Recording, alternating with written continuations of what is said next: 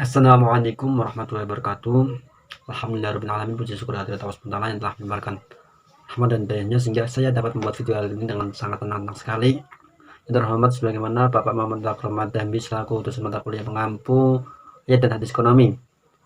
Sebelumnya perkenalkan, nama saya Muhammad Iskandar menimpa 221057 akan sedikit mengulas materi yang kemarin telah kita bahas secara bersama-sama, yaitu yang pertama yaitu harta dan kepemilikan sendiri. Harta menurut ulama Hanafi adalah segala sesuatu yang dapat disimpan ketika dan digunakan ketika dibutuhkan. Sedangkan menurut Hasbi As-Siddiqi, harta adalah segala sesuatu yang dimiliki dapat diperjualbelikan dan berharga. Tapi menurut saya, harta merupakan sesuatu yang dapat dikelola, dapat dimiliki, dan dapat diperjualbelikan serta berharga. Sedangkan kepemilikan sendiri yaitu tata cara yang ditempuh oleh seorang bagaimana untuk memperoleh kegunaan atau manfaat dari jasa atau barang tersebut. Harta adalah amanah atau titipan dari Allah SWT. Sebagaimana kita manusia harus berkewajiban juga dalam menggunakan harta tersebut secara maksimal mungkin, sebagaimana untuk mengabdi kepada ridha Allah SWT sendiri. Tidak diperbolehkan untuk maksiat, tidak diperbolehkan untuk hal-hal yang tidak bermanfaat, tidak boleh boros atau berlebih-lebihan. Manusia sendiri harus memastikan bahwa penggunaan harta ini bagaimana untuk takarub atau untuk mendekatkan diri kepada Allah SWT agar bermaslahat baik di dunia maupun di akhirat sendiri, sebagaimana dalam firman-Nya Quran surat Al-Baqarah ayat 188. A'udzubillahi minasyaitonirrajim. Bismillahirrahmanirrahim. Wala ta'kulu amwalakum bainakum bil batili wa tudlu biha ilal hukami litakulu fariqam min amwalin nas bil ismi wa antum tatlamun. Sebagaimana yang artinya, dan janganlah sebagian kamu makan harta sebagian orang lain dan jalannya batil, dan janganlah kamu membawa urusan tersebut kepada hakim agar supaya kamu makan sebagian harta benda lain dengan jalan-jalan yang baik. Sebagaimana ayat ini menjelaskan ketika kita seorang muslim memiliki harta yang berlebihan, hendaknya kita tidak memiliki sifat kikir atau sifat menyimpan secara berlebihan, tidak akan melaksanakannya secara boros.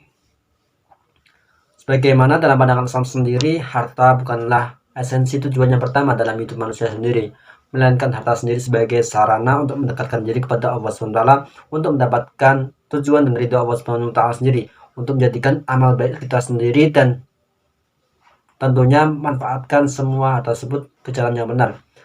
Dan yang terakhir itu harus untuk kesejahteraan secara bersama-sama, sebagaimana juga yang dikutip dalam hadis riwayat Ahmad yang artinya sebaik-baiknya harta adalah harta yang ada pada orang soleh.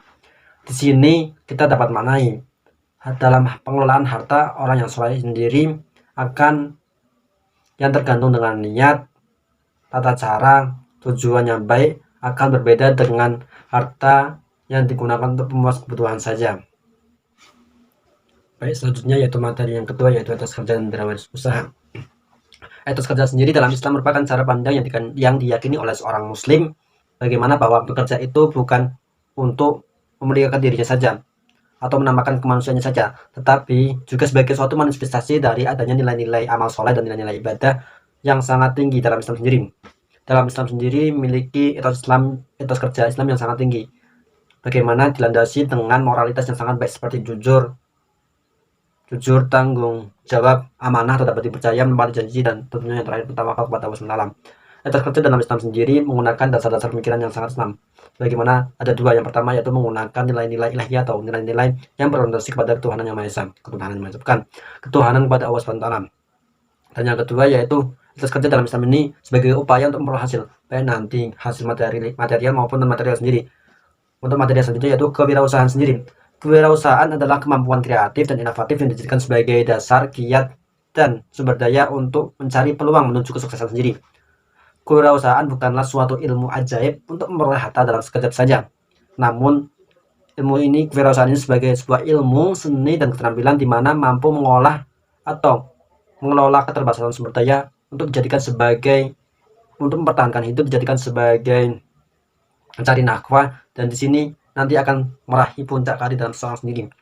Konsep berwirausaha dalam Islam sendiri biasa disebut dengan ijarah atau berdagang sendiri. Sebagaimana konsep berwirausaha juga dulu telah dijalankan oleh kanjeng Nabi Muhammad SAW, di bagaimana ia saat kecil sudah mulai berdagang sendiri bersama pamannya sendiri.